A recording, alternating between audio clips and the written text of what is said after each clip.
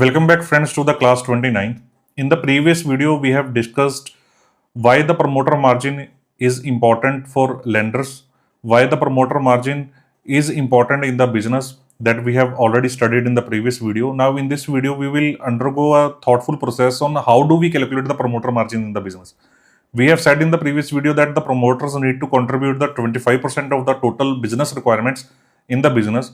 Now in terms of money, how do we calculate that the promoters have invested how much money in the business? How do we calculate their money in business, right?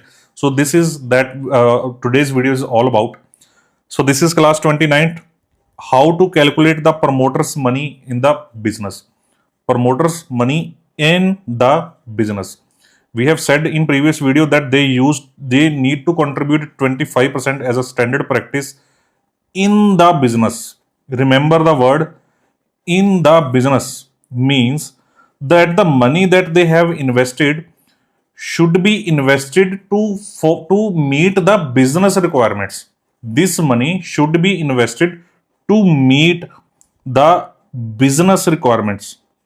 Means this money should be for business purpose only.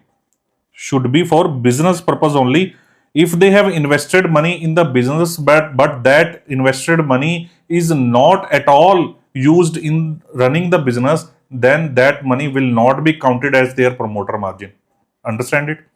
If they have contributed their 25% money and they have somehow made some decision that has resulted in losing some of the assets, some of the wealth of the business, then we will say that out of their 25% amount, if we deduct that lost asset, that obsolete asset, then the balance amount will be called their money in the business.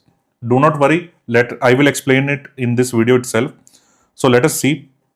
The promoters invest the money in the business, not out of the business, in the business, right? To be used for the business only. I have already explained that. Invested for the business, and without this investment, the business can't run or grow. These are two important words. Business can't run, business can't grow. When we say that we have invested our money in the business, whether own money, whether the lender's money, then that money should be invested in a business in such a way that it helps the business in running their operations successfully, or it helps the business in growing its activities. The two purpose should be solved by whatever money is invested in the business, right? Means the invested money hasn't lost its value. The money remains in the business. The money hasn't lost its value. So suppose this is a business. And this is the sources from where the business has taken the money. These are the sources of finance. Promoters' money. How much the promoter have invested in the business? Suppose the promoters have invested 50 rupees in the business.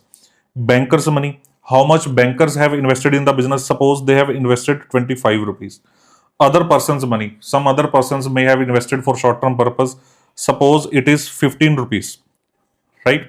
So in total money taken by the business is 90 rupees, right?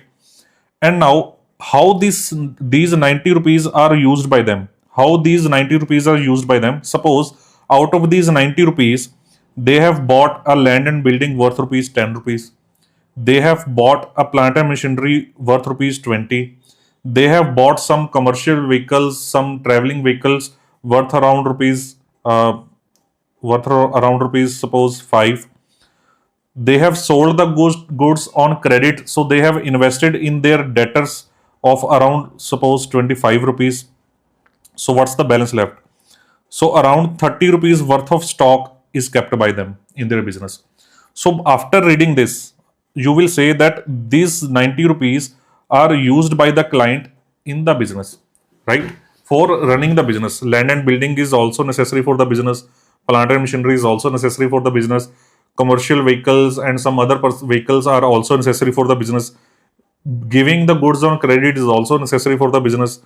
Keeping the stock or inventory which we deal in the business is also important for the business. So all these 90 rupees are invested for the business, and if we don't invest the money in them, then our business can't run effectively, smoothly, successfully, or can't grow itself. With plant and machinery, it will add its manufacturing capacity, it will grow in the future. With added infrastructure, it will grow in the future. With debtors and stock, it will help in running the business operations smoothly, because this is part of the business to survive in the market by offering the credit to the customer, by keeping the adequate inventory with itself, right? So now here, no such investment is there which seems like out of the business or an obsolete investments. These are all investments. No investment seems like out of business or obsolete one. So here, if someone say how much is the promoter's investment in the business, then it is 50 rupees. 50 rupees out of total 90 rupees. So 50 divided by 90, if we calculate the percentage, then it will, the whatever the percentage it will come around, this will be the total percentage amount of promoter margin in the business, that we have said that it should be around 25%, right? So if we go by the 25% formula, then 25% of rupees 90 should be the minimum promoter margin in the business. But in this example, the promoters have actually contributed the higher money. Now let us change the example a little bit. Now what if I say that out of this land and building of rupees 10, rupees 5 is for a residential house purchase.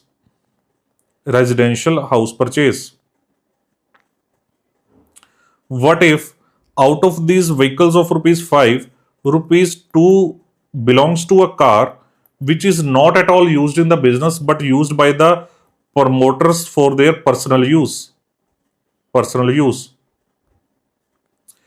What if out of the 30 rupees value stock, 10 rupees worth of stock has become obsolete, has destroyed or become obsolete due to many other reasons, and has lost all its value, but it's still appearing in the books, but actually it has lost all of its value. It is non-moving stock, it is not being sold and cannot be sold in the future. What if out of the debtors of rupees 25, the recoverable amount of rupees 25, there are 5 rupees advances given to wife as loan? These are wrongly included in the debtors by the client. What if out of this 25 rupees, rupees 3 represent the parties that to whom we have sold the goods, but now they have fled away. So there are no chances to recover to these rupees 3 from them.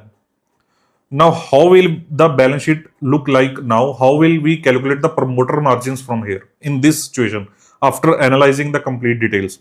Let us see. The promoter margin originally is rupees 50. Promoter margin is already rupees 50. And first we see the land and building. We will say that these rupees 5 that is invested for a residential house purchase, these 5 rupees do not have any role in running, management or growth of the business. This residential property investment will not have any impact in running of the business. Even if we do not invest any money in such a residential property, then still the business will keep on going on its existing level of operation as it is, without any break or without any blockage. So these rupees 5 are just a personal investments of the client, non-business assets of the client, non-business investment that do not have any impact on the business. So we will deduct these rupees 5 from the promoter margin. We will say that these rupees 5 are that you have invested is not for the business. We calculate only the amount that you have invested in the business, right? Now in the vehicles, similarly, rupees 2 he has invested for a car which is not at all used for the business purpose. If we don't invest in this car, then still our business will run its operations as smooth as possible as it is doing existingly, right? So these 2 rupees also represents his personal investments or non-business investments, and we do not count it in the promoter margin. Now, in the stock, out of rupees 30, the 10 rupees stock has lost its value. The 10 rupees stock has become obsolete. Remember that these lenders, the other persons, they do not have any control over the business activity or the business decisions. All the business activities controlled and managed are done by them, and they are the only decision maker of the business. So if they have invested 10 rupees in some stock, and due to their bad decision or due to their poor management that the stock has lost its value, then who will bear these 10 rupees loss? Will the bankers say that this 10 rupees loss now belong to us? Will they say that these 10 rupees loss now belong to us? No, these 10 rupees loss belongs only to them, because they are the manager and the decision maker of the business.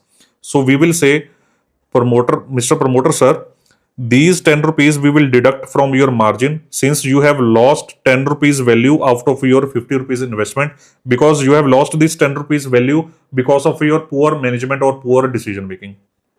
Similarly, in debtors, 3 rupees worth of debtors are given, the material is sold to some parties who has fled away, and the amount is not recoverable. It was the duty of the promoters to check the market reference of the party before selling the goods to them. They are the only decision maker in selling the goods to these parties, and if these parties have fled away with his 3 rupees money, then only he has lost his money. The bankers and the other persons haven't lost a single penny. So these 3 rupees, promoter sir, you have lost in the business. Now, out of these 25, 5 rupees you have given as a loan to your wife. Why have you given a loan of rupees 5 to your wife? Does it have anything to do in running of the business? Does it have anything to do for growth of the business?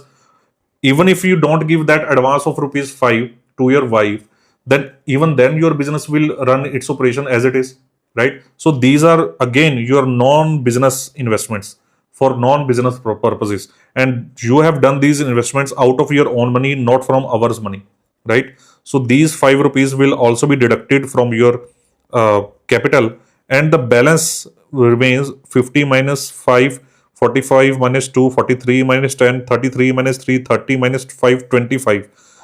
25 is the balance amount that remains, that actually represents your money in the business. So if we redraft this balance sheet, if we redraft this business, friends, if we redraft this business, it will look like this. Actual promoter money 25 rupees, bankers money 25 rupees, other person's money 15 rupees.